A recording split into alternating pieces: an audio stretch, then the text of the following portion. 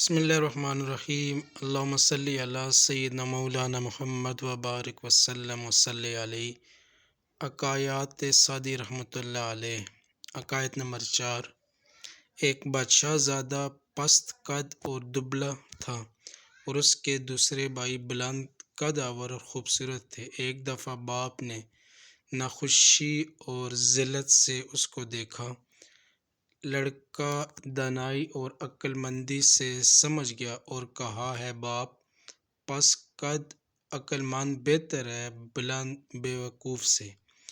جو چیز قامت میں چھوٹی ہوتی ہے وہ قیمت میں بہتر ہوتی ہے۔ روئے زمین کے پہاڑوں میں سب سے چھوٹا طور ہے اور یقیناً وہ خدا کے نزدیک قدر و مرتبے میں سب سے بڑا ہے۔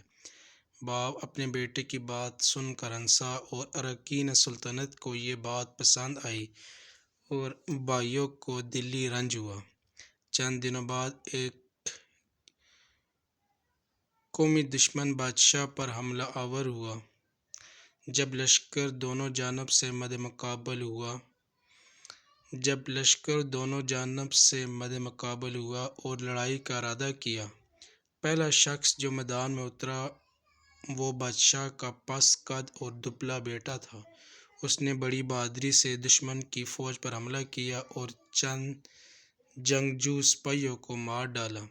جب باپ کے سامنے آیا تو شاہی آداب بجا لایا اور کہا، ہے باپ، تو نے میرے جسم کو حقیر جانا، موٹاپے کو تو ہرگز کمال فضیلت نہ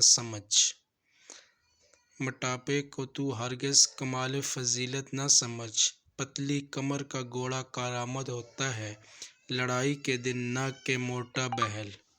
آگے شیخ سعدی رحمۃ اللہ علیہ فرماتے ہیں کہ دشمن کی فوج زیادہ تھی اور یہ لوگ تھوڑے تھے۔ ایک جماعت نے بھاگنے کا ارادہ کیا۔ اسی لڑکے نے للکار کر کہا، اے مردو، کوشش کرو، ہرگز عورتوں کے کپڑے نہ پہنو۔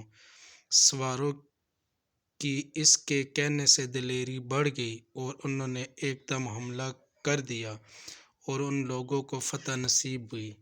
باپ نے اس کے سر اور آنکھوں کو چوما اور بغل گیر ہوا اور ہر روز زیادہ توجہ کرتا رہا، یہاں تک کہ اپنا ولی عہد بنا دیا۔ اس کے بھائیوں نے حسد کیا اور اس کے کھانے میں زہر ملا دیا۔